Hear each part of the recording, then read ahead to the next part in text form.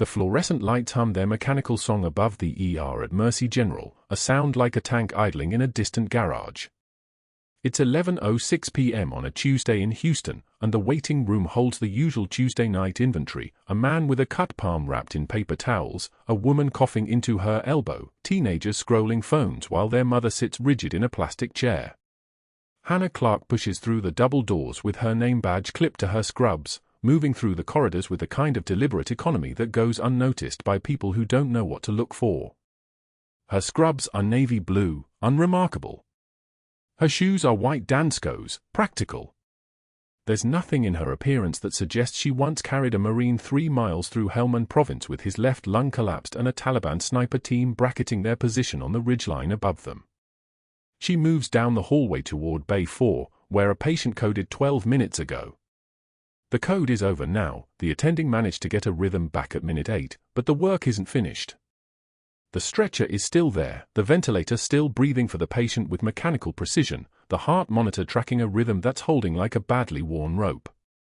Hannah approaches with her eyes already calculating color, skin turgor, urine output from the Foley bag, the exact position of the central line placement, whether the 4 fluids are running at the right rate. She's done this 2,347 times in 18 years.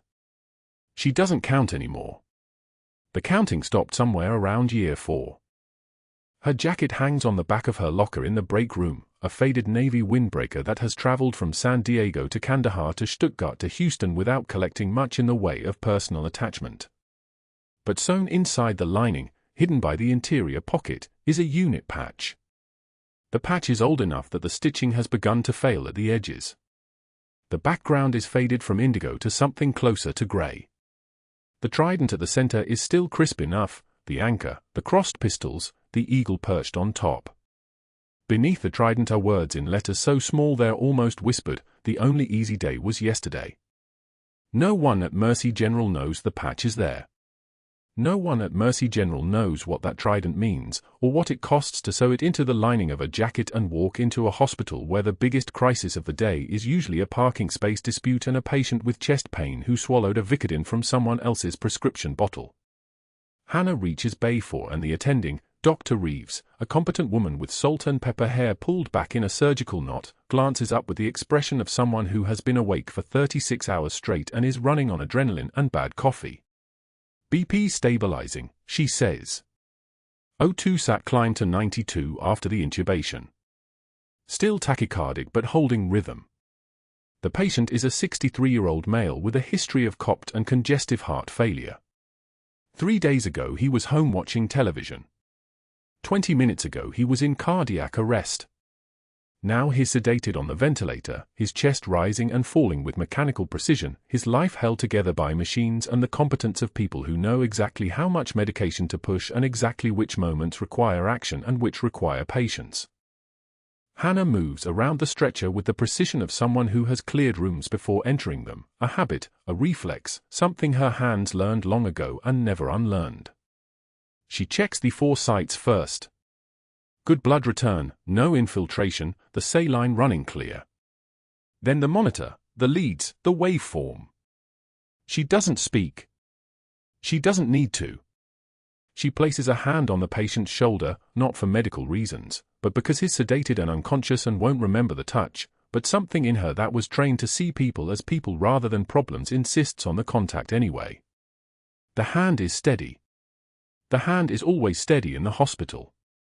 It's only in the darkness of her apartment at 3 in the morning, when the nightmares have yanked her out of sleep for the 4,000th time, that the hand trembles when she presses it against the long scar that runs down her left forearm like a fault line through geography. But that's not now. Now the hand is steady, and she's checking the endotracheal tube placement, and Dr. Reeves is nodding with the expression of someone who has just realized they can take a 5-minute break without the entire department collapsing. "I need to talk to you about the protocol for the overnight sedation," Hannah says to Dr. Reeves, her voice level. She's speaking in the deferential register she uses during work hours: please, apologies, suggestions framed as questions. The midazolam dose is climbing faster than we'd like. Maybe we adjust to lorazepam for the next push. "Do it," Dr. Reeves says. She's already moving toward the break room, already thinking about the coffee that's probably gone cold on the table near the computers. You know the protocol better than I do right now. You've got the patient. Hannah has the patient. The patient always feels like the only true thing in a day otherwise filled with decisions about hierarchy and professional distance and how much of yourself you're allowed to show.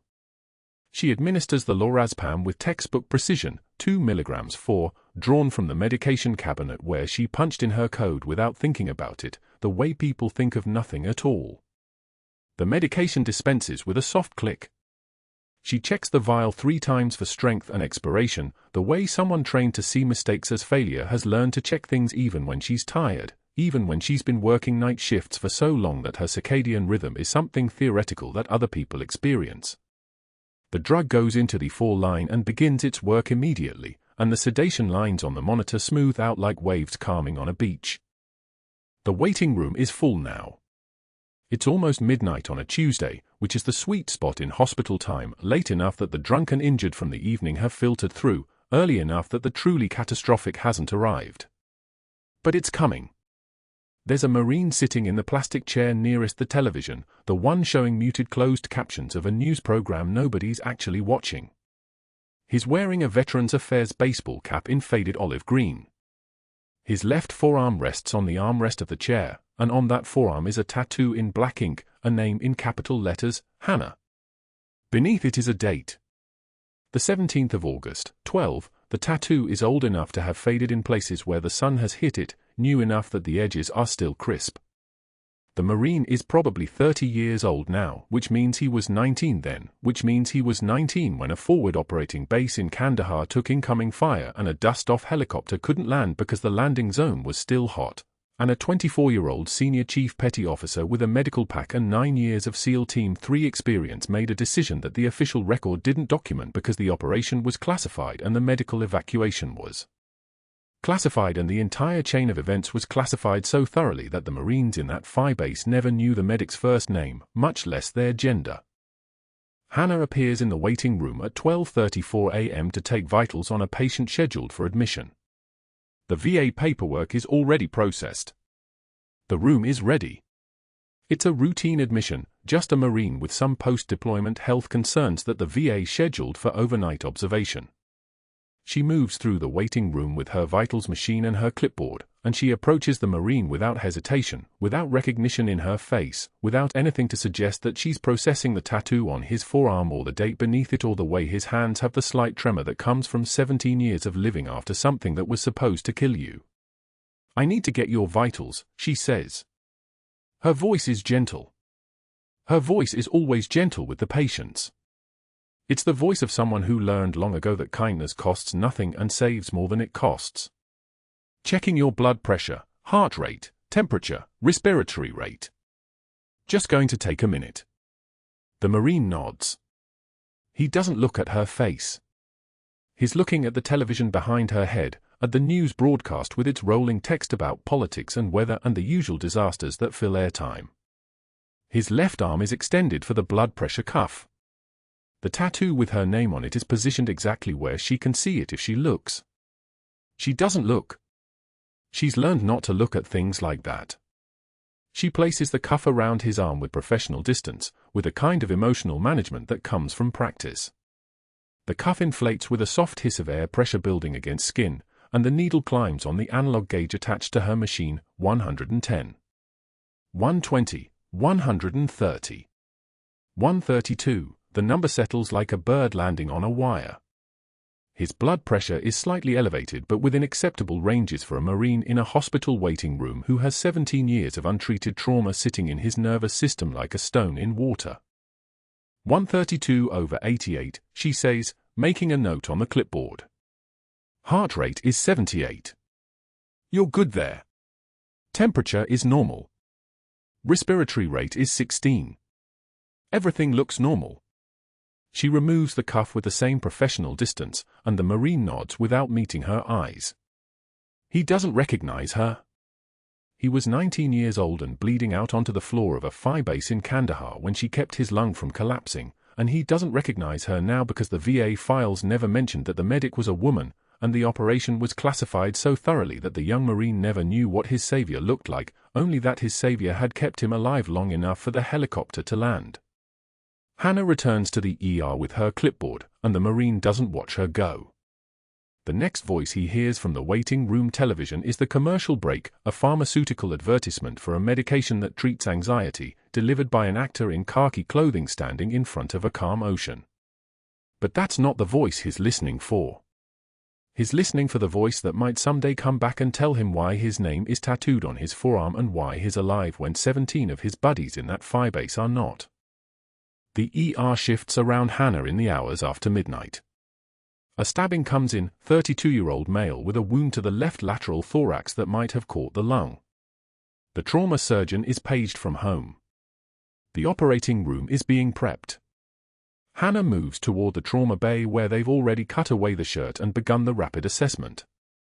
The chest is exposed, and there's blood, bright arterial blood that's pumping with each heartbeat, and Hannah is calculating at the same moment Dr. Reeves is calling for the needle, and they move together with the synchronization of two people who have done this before and will do it again. The needle decompression goes in at the second intercostal space, mid-clavicular line, and the air comes hissing out like someone exhaling a secret held too long. The breath of the patient's own lung, released back into the atmosphere because it had nowhere else to go. The pressure releases. The vitals stabilize. The crisis that was catastrophic for minutes ago is now contained, manageable, survivable. And Hannah Clarke moves through it all with hands steady as surgical lasers, with the kind of presence that makes the air pressure change in the room. But in the break room, in the shadows beyond the fluorescent lights, Dr. Sterling watches from the doorway. He arrived for his first day as chief of surgery wearing a golf tan and a Rolex Submariner that probably cost more than Hannah makes in 6 months. He's been observing her for exactly 48 minutes, and what he sees is a quiet woman who moves with too much confidence for someone in her position, who seems to know things without being told, whose presence in the trauma bay made the other residents step back without her saying a word. He doesn't like that. He's been chief of surgery for less than a week, and already he's noticed that the attending physicians deferred to her during the last crisis, that the residents asked her questions they should have been asking him, that even the nurses seemed to wait for her opinion before implementing his orders. That Clarke woman, he says to the 3 attendings he's pulled into the break room. His voice is the kind that assumes agreement before the sentences are finished. She'll quit before Friday. It's obvious she's out of place here. $100 each. Who's taking that bet? All 3 attendings agree immediately, because that's what subordinates do when the boss makes a pronouncement. They nod. They agree. They pull out their wallets. $100 each, a total of $300 that Dr. Sterling will probably never actually collect, but the point isn't the money. The point is that he's drawn a line, and the other doctors have acknowledged which side of it they're on. Hannah is at the computer station in Bay 6, charting the stabbing victim's presentation and vitals and the timeline of interventions, when she hears the sounds of the break room conversation carrying through the thin walls of Mercy General's ER. The words travel like electricity through copper wire, just another quiet nurse, out of place here, quit before Friday. She takes one measured breath. She doesn't look up from the computer screen.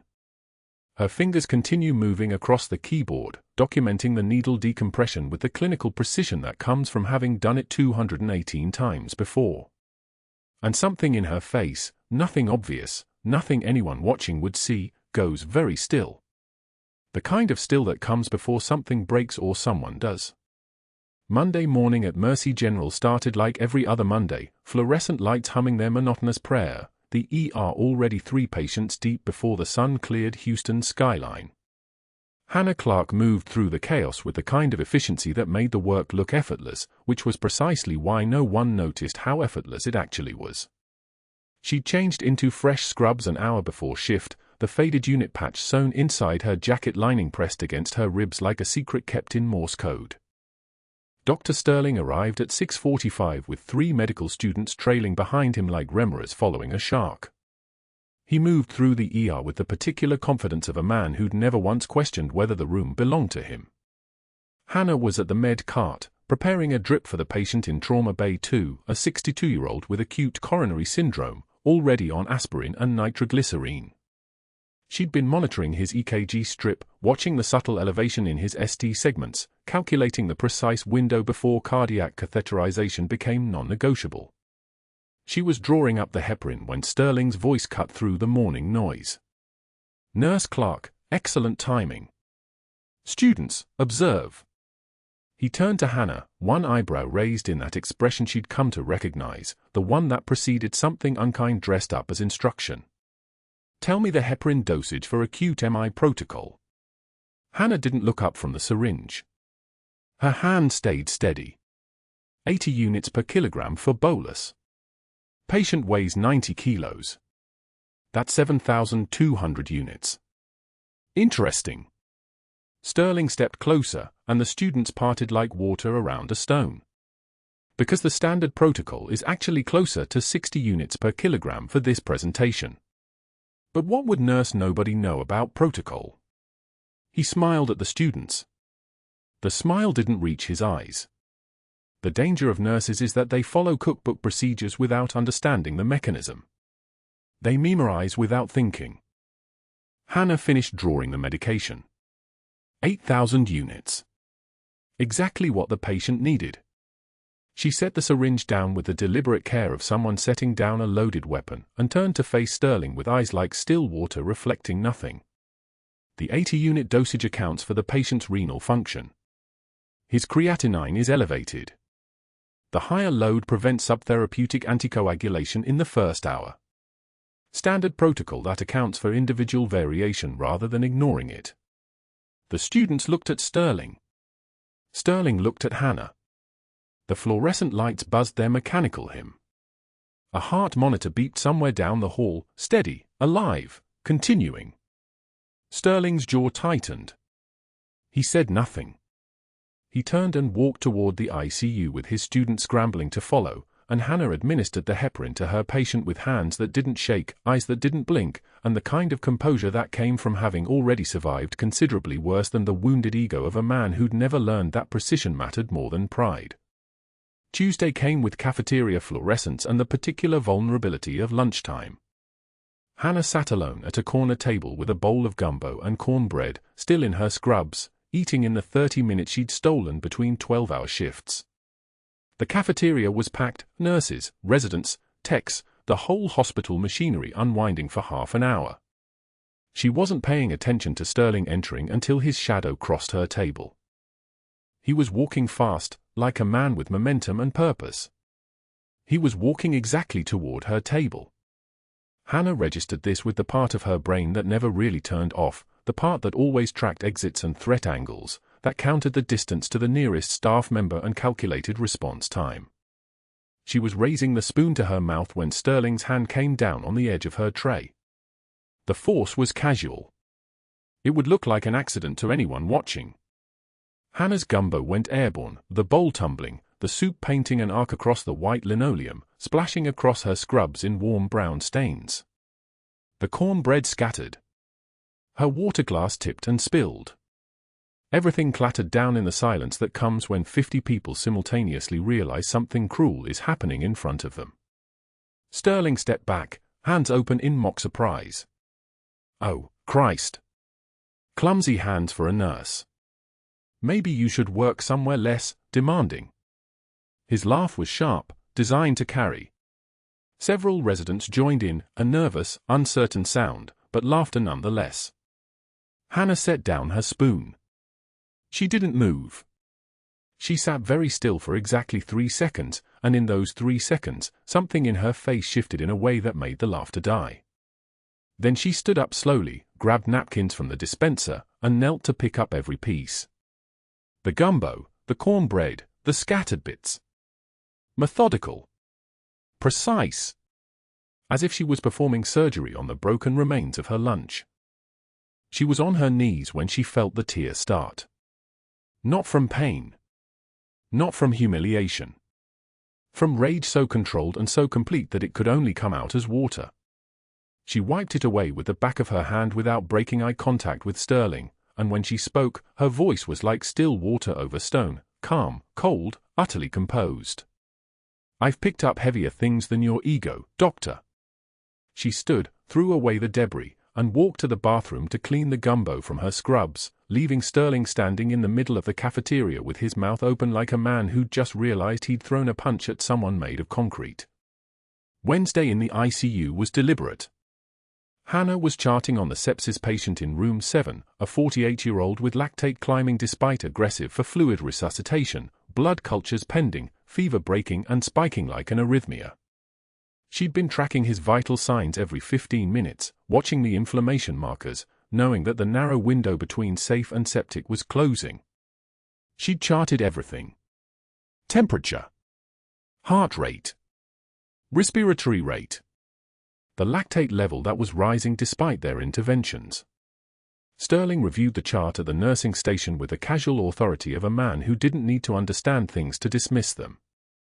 He disagreed with her assessment.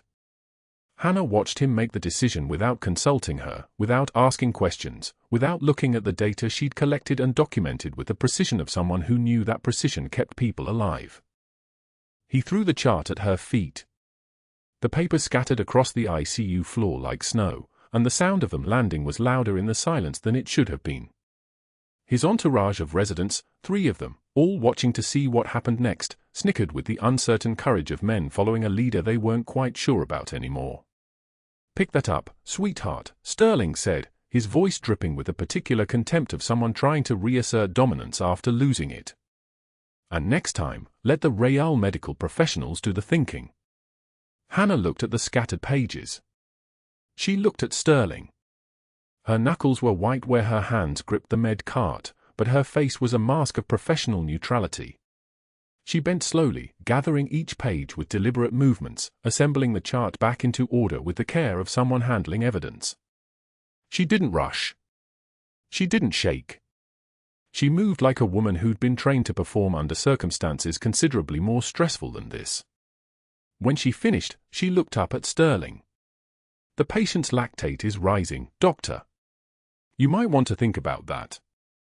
She didn't wait for his response. She delivered the chart to the bedside, checked the 4 rate on the patient's fluids, and made a note. "Start broad-spectrum antibiotics. Get cultures before antibiotics. Notify attending." Not Sterling. The actual attending physician who cared about precision and outcome. The residents followed Sterling as he left the ICU, and Hannah didn't watch them go. She stayed focused on her patient, on the monitors, on the data that never lied the way people did. The lactate was rising. The clock was ticking. But not that kind of clock. Not yet. Thursday brought the performance review that felt like an ambush. Sterling's office was small, a desk too large for the space, a window overlooking the parking lot, the particular sterility of power without warmth. Hannah sat in the chair across from him with her hands folded in her lap, her posture perfect, her expression neutral. She'd done this before in different contexts, in different countries, with significantly higher stakes.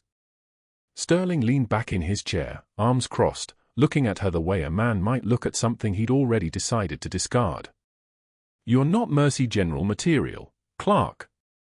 Women like you don't belong in my hospital." He said it like a statement of fact, something so obvious it barely needed saying. "I'm giving you until Friday. That's it. Friday afternoon, you're done." Hannah's knuckles turned white where her hands pressed into her lap, but her face didn't change. Her voice, when she spoke, was quiet. "Understood, doctor."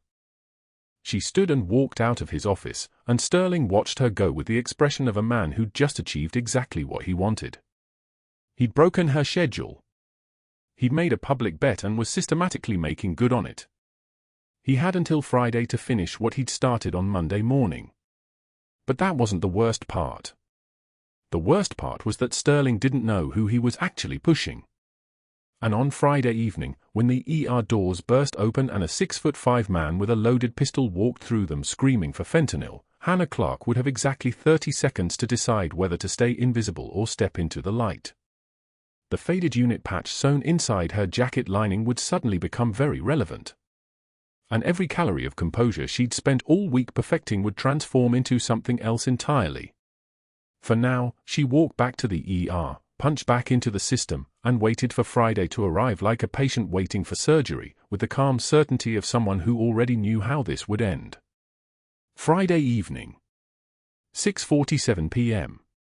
The ER at Mercy General was running at capacity, every trauma bay occupied, the waiting room packed shoulder to shoulder with the broken and the bleeding and the desperate. Hannah Clarke stood at the med station reviewing a patient's labs when the automatic doors hissed open and the air pressure changed. The man who entered was massive. 6'5", 270 pounds minimum, his frame filling the doorway like a wall of muscle and rage.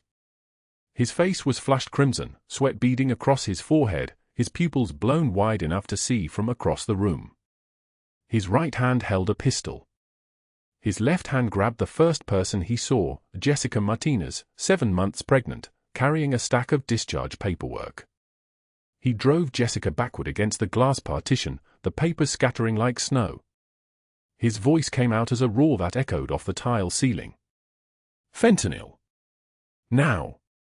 I need it now. The ER froze. Not paused. Froze. The kind of collective stillness that comes when predator and prey lock eyes and both understand the contract has changed. Monitors beeped their indifferent rhythms. A ventilator wheezed somewhere down the hall.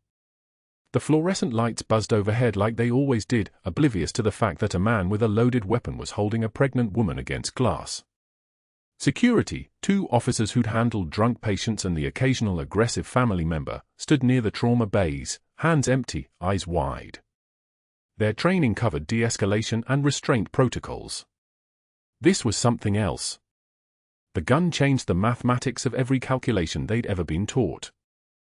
Dr. Sterling emerged from the hallway leading to the administrative offices. He took in the scene in exactly 1 second. Then he backed into his office and closed the door. Not quietly. Not subtly. The door swung shut with a soft pneumatic hiss, and he was gone. The chief of surgery. The man who'd spent for days methodically dismantling Hannah's presence in this hospital. Now absent. The gunman's arm pressed against Jessica's throat. I said now. I'm in pain. I'm sick. You give me what I need or I put a hole through her and the baby. Hannah Clarke was standing 12 feet away. She set down the chart she was holding. No sudden movement. No dramatic gesture. She simply released the clipboard and let it rest on the desk beside her. Then she raised both hands to shoulder height, palms open, fingers spread wide. She walked toward him. The security officers didn't try to stop her. The nurses scattered. But Hannah moved forward at a pace that registered as neither rushed nor hesitant, just steady, deliberate, the kind of movement a person makes when they've already made the decision and the body is simply following orders the mind issued long ago. My name is Hannah, she said. Her voice was pitched low, warm, the opposite of a command. The opposite of fear. I'm a registered nurse here. I can help you. The gunman's eye snapped to her. He was studying her, trying to read whether she was threat or resource. In withdrawal from opioids, the neural pathways get scrambled. Nothing makes sense except the hunger for the drug. His free hand trembled. The one holding the pistol was steady, that was worse somehow, steadier than it should be, which meant training or desperation that had burned past the shaking stage. You hear me? He demanded. I'm not joking. I'm not sick in the head. I'm just sick. I need it. Hannah took another step closer. 7 feet now separated them. The distance felt enormous and paper-thin at the same time. Jessica whimpered, her hand pressed against her belly. I hear you, Hannah said. I understand. I'm going to help you. But I need you to listen carefully. The gunman swung the pistol toward her. The moment happened the way certain moments do, compressed and expanded at once, stretched across milliseconds that felt like hours. Hannah saw the weapon coming and something older than conscious thought took over. 15 years. That's how long the muscle memory lived in her body. 15 years since she'd trained at Dam Neck, Virginia. Since she'd learned that close-quarters combat wasn't about strength or size, it was about timing and leverage and the brutal efficiency of understanding that hesitation was the only real killer in the room. Her left hand rose and met his gun arm from underneath, deflecting it skyward. Her right arm drove upward, elbow leading, and the point of impact was surgical, the floating rib on his right side, the gap between the last rib and the hip bone where the tissue is softest and the pain response is instantaneous.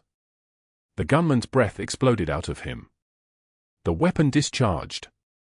A deafening crack that shattered the fluorescent panel above them, acoustic tile raining down like snow, plaster dust rising in a cloud that smelled like drywall and burnt propellant. Hannah's weight shifted. Her right leg swept his front leg while her left hand maintained control of his gun arm, using his own momentum to drive him forward and down. 270 pounds of human being met linoleum floor with a sound like thunder. The impact knocked the remaining wind from his lungs. He hit the floor face first. Before his hands had even processed the impact, before his brain had registered that he was on his stomach, Hannah had his right arm twisted up behind his back at an angle that made the shoulder joint scream. Her left knee was on his spine, just below the scapula, enough pressure to keep him pinned but not enough to cause spinal injury. Professional. Measured. The kind of restraint that comes from understanding the difference between stopping someone and breaking them. The pistol skittered across the floor and came to rest near the med station. Hannah pulled his belt free from the loops of his jeans, one motion, practiced, smooth, and wrapped it around his wrists, cinching it tight. Zip ties would have been cleaner, but the belt worked. It took her 4 seconds total from the moment he swung the gun at her to the moment he was immobilized, face down, breathing hard, his rage transforming into something else. Shock. Surrender. The realization that the power had transferred. The ER was silent except for his wheezing and the crystalline sound of more ceiling tile settling onto the floor. Hannah kept her knee on his spine. Her breathing was controlled. Normal. There was no adrenaline shake in her hands, no tremor in her voice when she looked up at the frozen security officers and said, "Call the police. Get Jessica checked. Fetal monitor. Now." It wasn't a request. It was a command. A nurse moved toward Jessica. Another grabbed a wheelchair. The machinery of the hospital reasserted itself. The security officers were already on their radios, calling it in, their voices tight and fast. Hannah looked down at the man on the floor. "You're going to be okay," she said, her tone clinical, almost gentle. "You're in withdrawal. We can manage that. But the gun changes everything. You understand?" The gunman didn't respond. Just breathed. Hard. Defeated. Through the glass partition into the waiting room, Marcus Webb watched the entire sequence unfold. Purple heart pin on his jacket. Chronic pain that the VA called service-connected and the doctors called non-specific. He'd been waiting for 3 hours when the man burst through the doors. He'd watched the chaos. And for just a moment, when the woman with the composed voice had stepped forward, something in the way she'd moved had triggered a memory so old and distant that he couldn't quite grasp it. A patrol in Sanjin Valley, Helm and Province. The sound of his own lung collapsing. The weight of a medic carrying him 3 miles to extraction under fire. A voice telling him to hold on, stay with me, you're not done yet. But he was sitting too far away to see her face clearly. By the time he looked up from the waiting room, she was already on the floor restraining the gunman, her back to him, and the moment passed like so many moments do, almost recognized, then lost. Hannah held her position on the suspect's spine while police sirens wailed in the distance, getting closer. Her hands that had held lives together in impossible places were holding this man down with the same precision, the same discipline. Because restraint, she understood, was just another form of care. You didn't have to be gentle to be measured. You didn't have to smile to be professional. You just had to do the thing that needed doing. The sirens grew louder. And that was when the real nightmare began, the one that nobody in this moment could see coming. Because Dr. Sterling was already in his office, his hands shaking, his mind calculating. He'd watched what happened through the partially open door. A nurse who'd subdued a 270-pound gunman in 4 seconds. A nurse who'd moved with the kind of precision that didn't come from CPR certification courses or hospital orientation videos. A nurse with something hidden underneath the deferential composure he'd been chipping away at all week. He picked up the phone. He had board members on speed dial. And he knew exactly which buttons to push. The gunman's arm swung toward her like a tree branch in a hurricane. 270 pounds of rage and desperation. Hannah didn't flinch. She saw the trajectory, angles and velocity, the same calculation she'd made 100 times before, and moved into it instead of away. Her left hand intercepted his wrist, deflecting the barrel downward with surgical precision. No wasted motion. No hesitation. The gun arm was already committed, already wrong. She drove her elbow upward into his floating rib with controlled force. Not maximum power. Just enough. The gunman exhaled hard, his body's involuntary response to blunt trauma against the softer target between ribs and hip. Air left his lungs. His grip on the pregnant nurse loosened. Hannah stepped into him, closing distance until he couldn't swing anything anymore. Her hands moved on their own. Muscle memory took over. She pivoted left, locked his right leg at the knee with her own, and swept his balance forward. 15 years of close-quarters combat training activated like a switch flipped. The room blurred. All she saw was the immediate next moment. His weight shifting. His center of gravity compromised. The way his body had to commit. He dropped. Face down. Gasping. Hand still reaching, still gripping air where consciousness was already fragmenting. Hannah followed him down without breaking rhythm, driving her knee toward his spine but stopping short, not slamming, just positioning. Control. Always control. She grabbed his own belt, yanked it free in one motion, and wrapped his wrists behind his back. Not cruel. Just effective. The restraint held him face down on the tile floor, his breathing shallow and pained, his hands neutralized. The gun clattered 3 feet away. It hit the tile with a sound like a dropped wrench, and nobody moved. She had barely elevated breathing. Her pulse was steady. The kind of calm that comes from having already survived the worst. Hannah stood, stepping back from the gunman, her hands visible and open. Her eyes swept the room once. Dr. Sterling was gone, had retreated into his office the moment the weapon appeared, the door clicking shut with the sound of a man choosing survival over duty. Security rushed in 5 seconds later, officers in tactical vests moving with practiced efficiency around the patient who was already secured on the floor. One of them checked Hannah with a question in his eyes. She shook her head. No injuries. No emergency. Just a gunman who'd made a tactical error and paid the price for it. The security team took custody, handcuffing his wrists, reading him rights, calling for HCPD dispatch. The whole operation, from threat to containment, had taken 17 seconds. Police arrived within 10 minutes. Uniform officers, detectives, a lieutenant who looked like he'd seen everything twice. By the time they began photographing evidence and taking statements, Dr. Sterling had emerged from his office. His face was pale. His suit jacket was buttoned incorrectly. He was watching Hannah as officers positioned evidence markers around the gun, around the spot where the gunman lay. He was watching her hands, which were still steady. He was watching her breathing, which was barely elevated. The pregnant nurse, Jessica, was being treated for shock in Bay 3.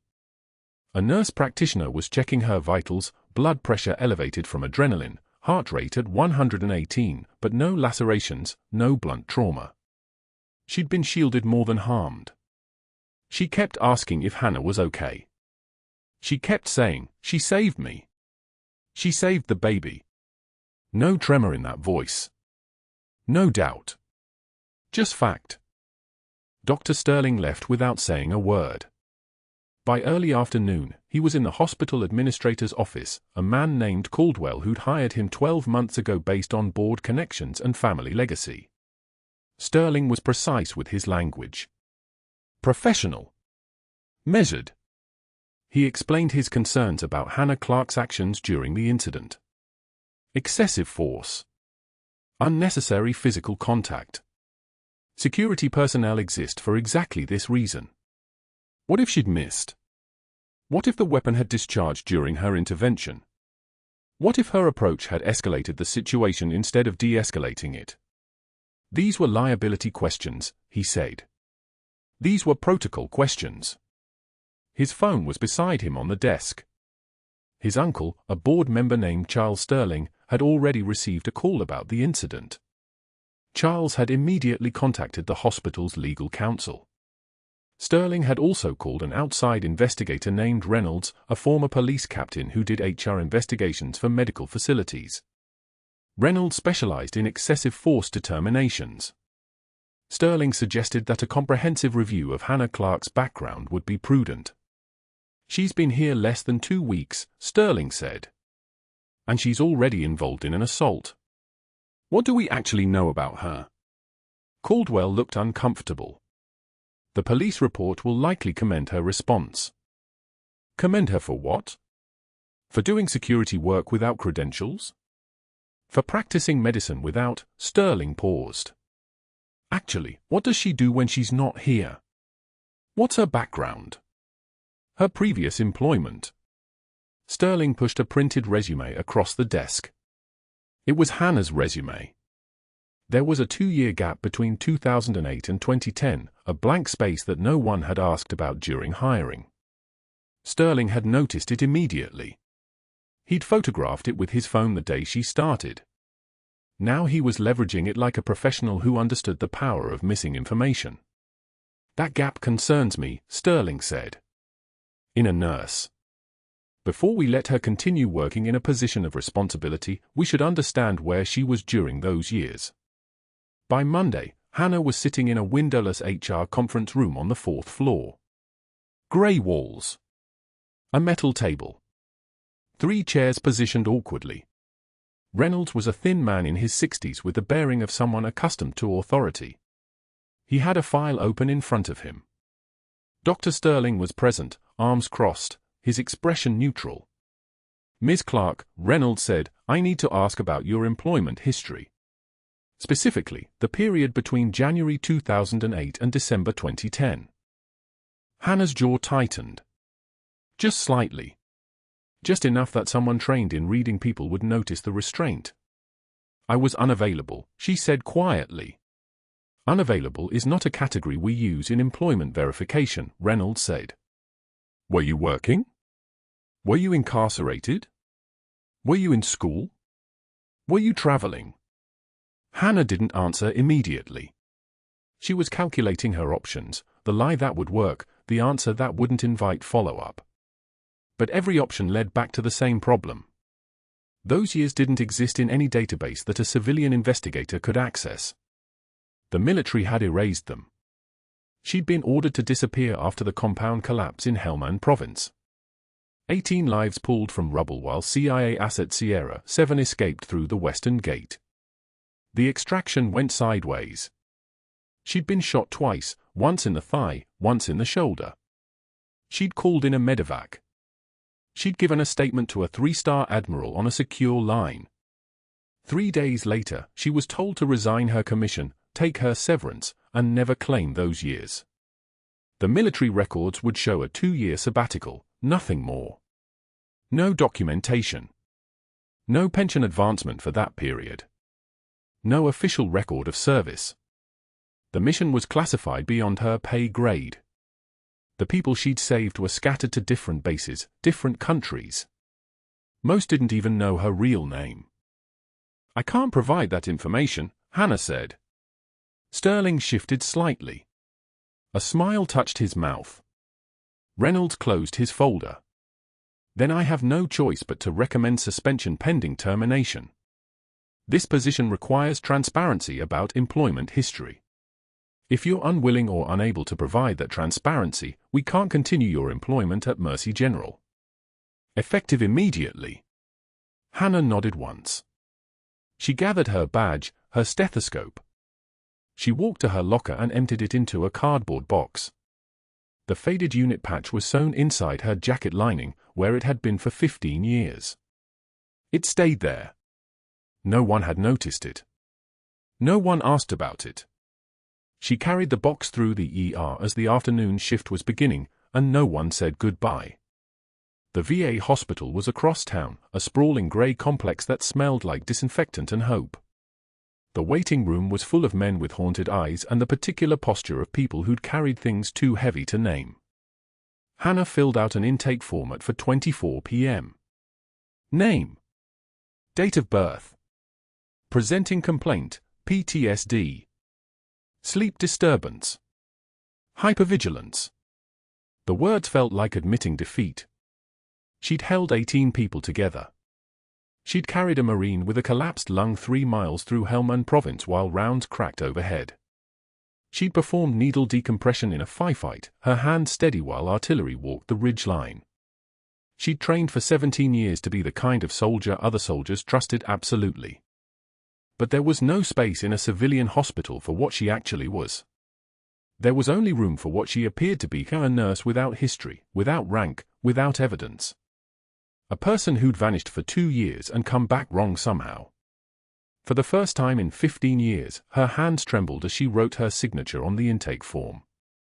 Not from fear. From restraint. From all the years of not trembling, finally releasing. The complaint was filed before Sterling scrubs were dry. Falsification of hospital policy. Excessive use of force. Practicing security without credentials. Hannah read it posted on the employee portal at 3 in the morning, sitting alone in the break room with cold coffee in her hands. The fluorescent lights hummed overhead like wounded animals. She didn't flinch. She didn't even blink. Just closed the browser and clocked out. By Tuesday, Sterling had activated his network. Board member Lawrence Sterling, his uncle, made calls to 3 other board members during a golf outing at the Houston Country Club. The investigator arrived Wednesday morning. His name was Garrison Pike, and he had the soft handshake of a man who'd never had to prove anything in his life. Silver hair. Tailored suit. The kind of calm that comes from never losing a position or a privilege. Sterling had golfed with him for 12 years. They understood each other without speaking. Pike set up in an HR office on the 2nd floor and sent for Hannah's personnel file. She walked in at 1400 hours with her hands visible and her composure intact, the same composure she'd learned to wear like body armor in Helmand Province, moving with the terrifying fluid precision of someone who'd survived worse than an insurance investigator with a legal pad. Pike didn't stand when she entered. That was intentional. Senior Chief Petty Officer, he said, reading from the file. Then he looked up, eyes narrowing. Or is it just Hannah Clarke now? She Saturday. Said nothing. Your resume shows employment gaps, Pike continued, flipping pages. 2 years. Between 2016 and 2018. You list it as a personal leave.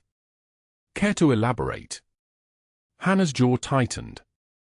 Not trembling. Not fear. Information processing. Pain is data. Military assignment, she said quietly. Classified. Classified how? Pike leaned back in his chair, the leather creaking. You're a nurse.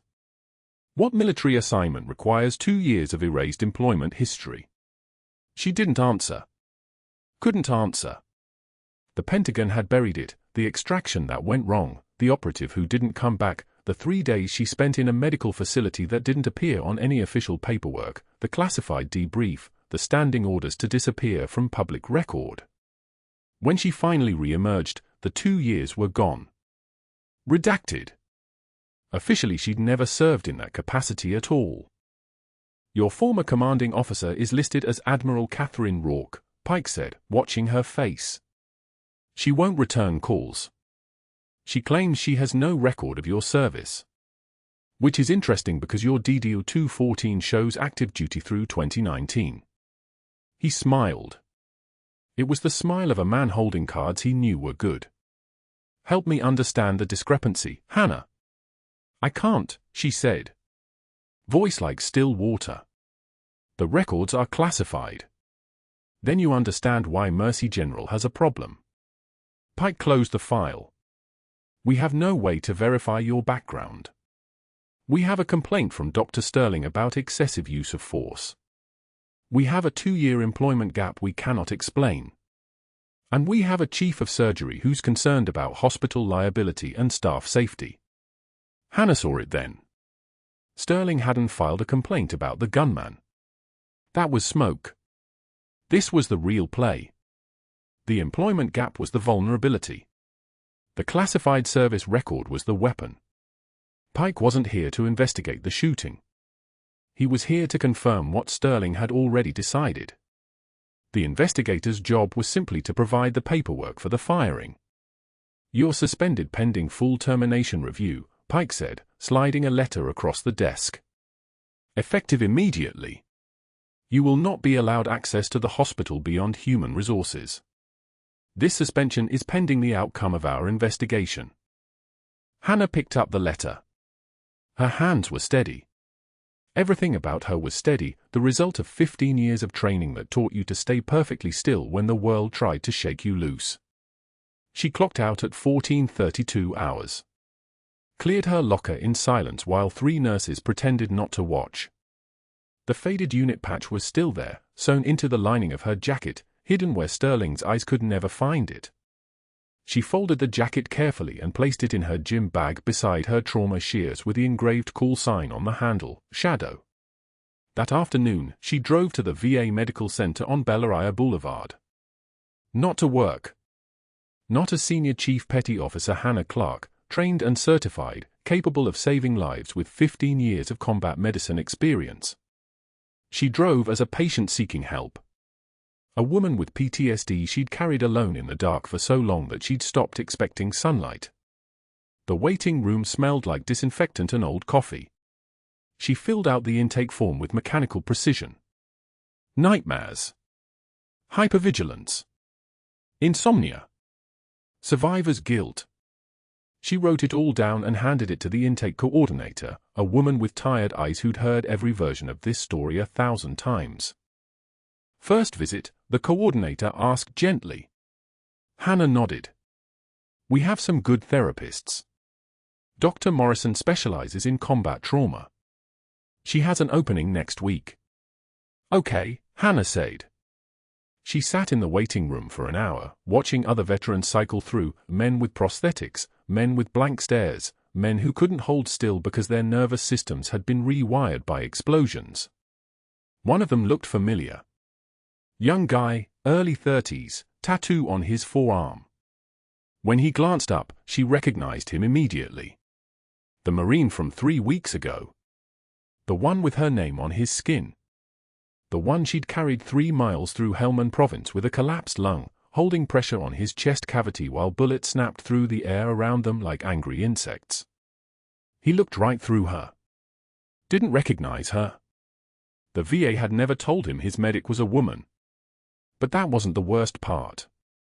The worst part was what was happening 40 minutes away at Mercy General Hospital, in a locked office on the executive floor, where Dr. Sterling sat at a computer terminal he'd been given access to as chief of surgery and began systematically altering Hannah's personnel file. He started with small changes. Adding dates to the employment gap. Documenting fictitious incidents. Then he went deeper. He created a disciplinary history that never existed. He forged signatures from department heads who'd never written them. He fabricated a psychiatric evaluation from a staff psychologist confirming instability and violent ideation. Each keystroke was a federal crime, but Sterling didn't know that. Sterling believed himself untouchable.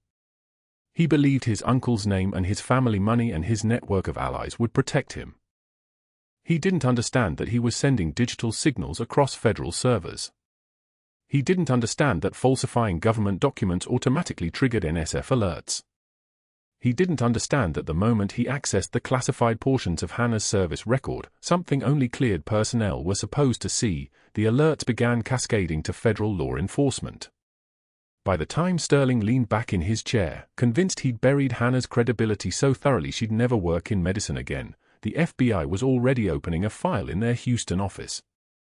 By the time he left the hospital at 1900 hours, feeling satisfied and powerful, agents were already reviewing the digital logs.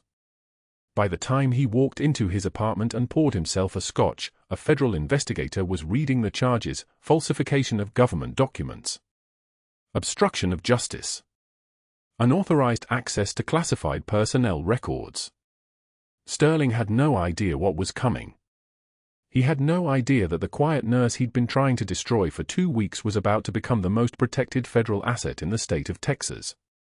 He had no idea that calling attention to her employment record had been the one move that would ultimately destroy him.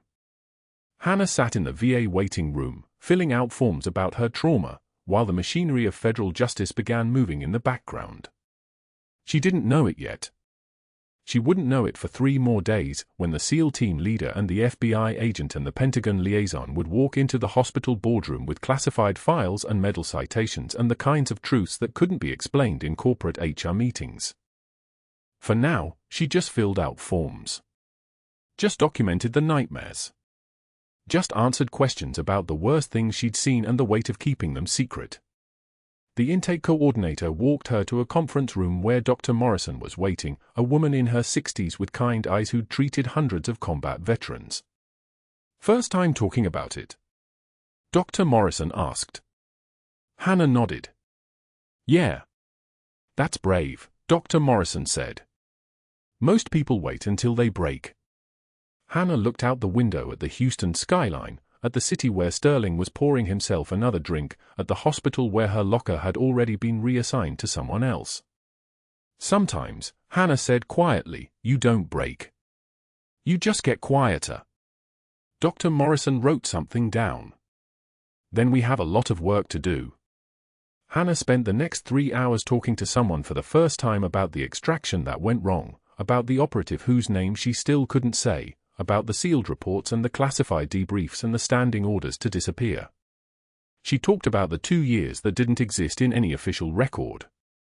She talked about carrying the weight of it alone, moving through the world as someone else, becoming a nurse because at least that was something real, something honest, something that let her help without having to explain who she was. When she left the VA at 2200 hours, the Houston night was warm and thick with moisture. She drove back to the apartment she rented in the Montrose neighborhood, a small 1-bedroom with nothing on the walls because nothing had felt permanent for 15 years. She made tea. She sat on the edge of the bed. She pressed a hand against the scar on her ribs where shrapnel had cut deep, feeling the ridge of healed tissue beneath her fingertips. The scar told stories. All her scars did. But nobody had ever asked her to tell them. Nobody had ever thought to look beneath the surface of the quiet nurse pushing the crash cart or holding the hand of the dying or moving through the hospital with the terrifying fluid precision of someone trained in the worst possible situations. Sterling was sleeping. Hannah was awake. That was the difference between them. She'd learned to sleep in 2-hour increments in a combat zone. She'd learned to wake at the smallest sound. She'd learned to live knowing that everything she'd done, everything she'd sacrificed, everything she'd become, it could all be erased with a single keystroke by a man who'd never set foot on a battlefield. She didn't know that federal agents were already working. She didn't know that Admiral Rourke had received a call from the FBI. She didn't know that her service record was about to be the most fiercely protected document in 3 federal agencies. She didn't know that in 72 hours, everything would change. For now, she just sat in the dark, drinking cold tea, waiting for the next nightmare to come. If you're settling in for a good story, you're in the right place. Hit like, subscribe, and tell us in the comments what time of day it is where you are. Let's get back to it.